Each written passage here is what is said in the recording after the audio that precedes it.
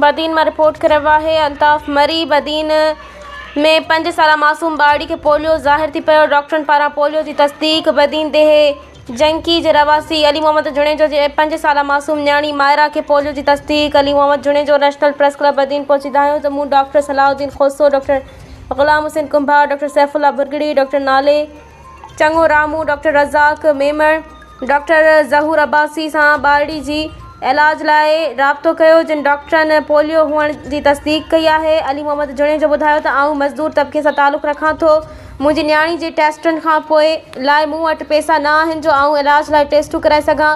Doctor Zahoor Abbasi मूंखे CT scan taste लाइ चयो। पर्चा पिण मूंखां वठी पाण वटि रखी छॾिया, पर मूं वटि 7,000 रुपया टेस्ट लाइ ना आहिनि जो टेस्टूं करायां। जॾहिं हैदराबाद डॉक्टर मूंखे हिकिड़ी टेस्ट लाइ 1 लख रुपया घुरिया। वधीक ख़बर नाहे केतिरो ख़र्चो ईंदो। अली मोहम्मद जुनेजो ॿुधायो त बदीन हेल्थ डिपार्टमेंट जूं टीमूं असांजे ॻोठ अची ॿारनि खे पोलियो जा कतरा पीआरे विया हुआ।